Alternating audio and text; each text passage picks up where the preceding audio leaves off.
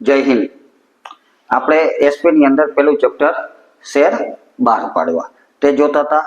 ગયા વિડીયોમાં આપણે પ્રસ્તાવના અને શેર અરજીની વિધિ આપણે જોયેલી।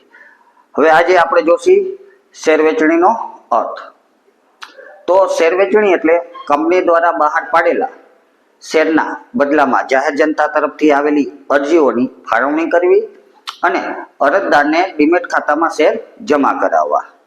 આ એક એવી પ્રક્રિયા છે જેમાં કંપની નક્કી કરે છે કે કોને શેર મળશે। તો ચાલો આને એક ઉદાહરણ દ્વારા આપણે સમજીએ કે ધારો કે કંપની 10,000 શેર બહાર પાડે છે।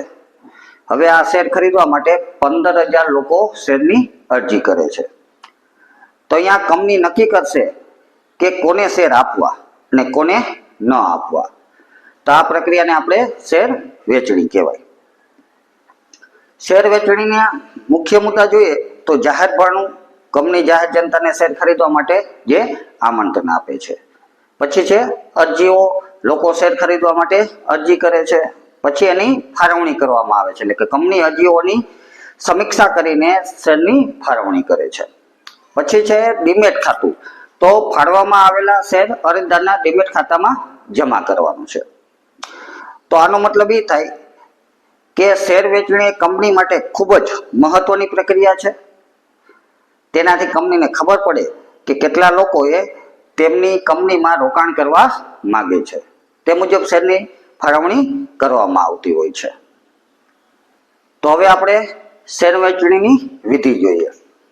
તો કંપની જ્યારે લોકોને શેર ખરીદવા માટે આમંત્રણ આપતી હોય છે ત્યારે આવેલી અરજીઓમાંથી કોને શેર આપવા તે નક્કી કરવાની, અરજીઓમાંથી કોને શેર આપવા તે નક્કી કરવાની આખી પ્રક્રિયા છે।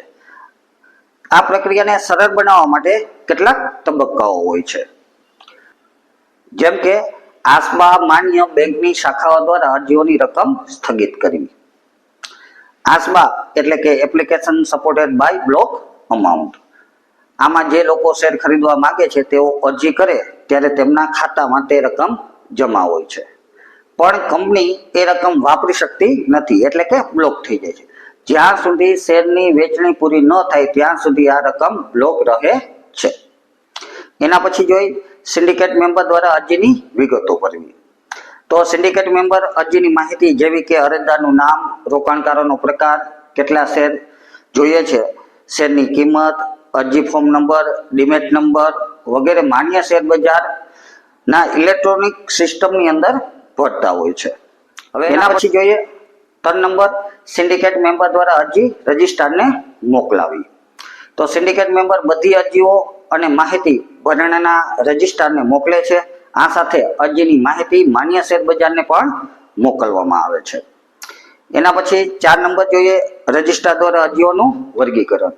તો ભરણાના રજિસ્ટરમાં આવેલી અરજીઓને જુદા જુદા રોકાણકારોના વર્ગમાં વિભાજિત કરે છે, જેમ કે છૂટક રોકાણકારો, ઊંચી નેટવર્થ ધરાવતા રોકાણકારો, વિદેશી રોકાણકારો, કંપનીના કર્મચારી જો હોય તો, સંસ્થાકીય રોકાણકારો વગેરેમાં વર્ગીકરણ કરતા હોય છે। આ વર્ગીકરણ કર્યા પછી રજિસ્ટ્રાર દરેક વર્ગની માહિતી સાથેનું એક પત્રક તૈયાર કરે છે। એના પછી 5 નંબર જોઈએ તો ફાળવણીનો આધાર નક્કી કરવો। તો ભરણામાં registrar, lead manager, district syndicate member, company secretary અને સંચાલક મંડળ સાથે મળીને દરેક વર્ગમાં આવેલી અરજીઓ અને ફાળવાના શેરના આધારે ફાળવણી નક્કી થતી હોય છે। એના પછી શેરની ફાળવણી। તો ફાળવણી માટે નક્કી કરેલા આધારને ધ્યાનમાં લઈને જુદા જુદા અરજદારો વચ્ચે શેરની ફાળવણી કરવામાં આવતી હોય છે।